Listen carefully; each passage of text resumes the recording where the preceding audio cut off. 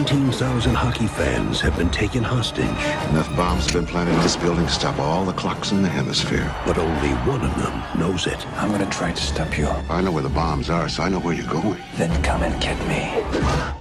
Hello everybody, welcome back to Screenstars. I'm here today to bring you my review for the 1995 classic Jean-Claude Van Damme film, Sudden Death. The film is directed by Peter Hyams, who directed Van Damme fairly recently to this one in Time Cop. On the stars, of course, Van Damme, we've got Powers Booth, Raymond J. Barry, Whitney Wright, Dorian Harewood, Kate McNeil and Michael Gatson. Right, okay, the film follows Van Damme's character, Darren McCord. He is a fire marshal in Pittsburgh. He is separated from his wife. This one particular evening, he is working at a fire marshal at the Stanley Cup NHL game at the local stadium. He turns up at his ex-wife's house, offers to take the kids. He's got tickets. He's got a son and a daughter, a young son and a daughter, to the game as a treat. They get to the game, not realizing that Powers Booth's character, Joshua Foss, has a group of terrorists who are essentially kidnapping the vice president of America in order to get their demands met. If they are not met, then they will blow up the whole building and kill all the hostages, and it's up to Van Damme to fight back in order to save his children and everybody in the stadium. Okay, what are my thoughts on Sudden Death? Well, this was one of the final Van Damme cinema films, really, from that run in the 90s. And I remember when this came out, I was fully into like the full action movie star thing. I loved Schwarzenegger and Stallone and Chuck Norris and Seagal and Van Damme and Dolph Lundgren and all these kind of people. I loved their movies, and you know, they were mainly the only movies I watched, you know, action films at that time. And I remember being really excited for this, and I remember going to the cinema to see this, and I remember also being quite disappointed when I went to the cinema to see this. I don't know why. I think it was probably at that stage I was used to seeing, you know, my action heroes absolutely kicking ass and taking names.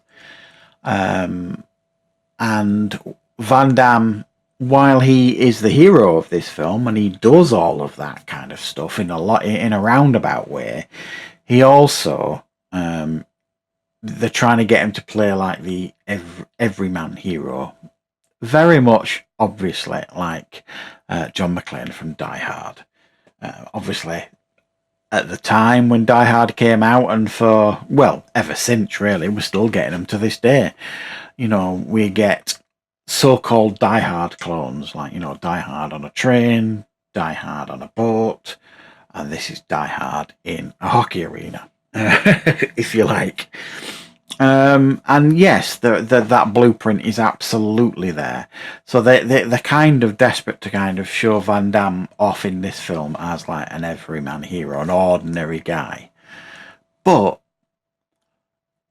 fans of Van Damme at the time, I include myself in that, I didn't want to see that. I didn't want to see him fighting a giant penguin, who in actual fact was a woman. Yes, okay, she was a big woman and very muscular and all that kind of stuff, but I wanted to see Van Damme absolutely tearing through these terrorists one at a time, and that's not necessarily what we got here. Now, I have obviously seen it a couple of times since I went to the cinema to see it, and as I've aged, I kind of warmed to it a little bit more. I kind of understand what they were going for now, but I still don't think this is one of Van Damme's strongest films for a lot of reasons. I think it is got massive pacing issues. It takes an age to get going. It slows down again massively when he starts going looking for the bombs, when he goes on like the bomb hunt and he's searching the stadium for like the bombs to disarm them and stuff. And like I said, the pacing just I had a real problem with, and the final act of the film is just bloody silly at the end of the day. It really, really is. So I mean, there are issues here with this film, but there's also some really good parts to it as well. I think Powers Booth always plays a brilliant villain. You know what I mean? I've never seen him I've never seen him playing a villain where I've thought he was bad. And yes, he's wonderfully over the top here, and I mean massively so. But it is still entertaining to watch him. And, you know, I don't have a problem with Van Damme's performance here in this film. I mean, we've got Peter Hyams directing him. Peter Hyams, you know, at the time was a veteran of directing movies, and he's directed, I think, some absolutely cracking films over the years. Just look at the filmography of Peter Hyams, and you'll be blown away at the stuff this guy's directed, and I think he's one of the most underrated directors of all time, in my opinion. And he directed Van Damme in Time Cop, obviously, so they had this relationship. It was Van Damme that convinced him to make this film with him, because he enjoyed working with him on Time Cop. So it's got a steady hand at the helm here, you know what I mean? And it's a well-made film, but there's no getting away from the fact that this film, I think it came out the same year as Die Hard with a Vengeance. Well, this turned out to be quite the flop at the time, and its whole box office gross was less than Die Hard with a Vengeance's first opening weekend, sort of thing. So, I mean, yeah, it didn't turn out to be a success, this one, but it's still fun. It's a fun and entertaining film. It's one of those that I believe has always kind of passed around all the action stars in Hollywood. They're all linked to playing the lead character here, the Schwarzeneggers, the Stallones, even Bruce Willis, they offered it to. I mean, honestly, the irony there, you know what I mean, a Die Hard clone being offered to Bruce Willis was, I think, quite amusing, but it landed at Van Damme's door. And what we get here is certainly a fun film in Van Damme's filmography, but still, me personally, not one of my favourites.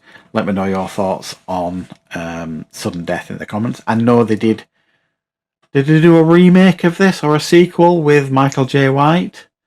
I can't remember which. I've never actually seen it. I might actually hunt that one down and give it a watch. I only think it came out last couple of years as well, so I'll probably give that one a go at some point. So thanks for joining me, guys. I hope you enjoyed this review. I'll be back with more content on the channel very, very soon.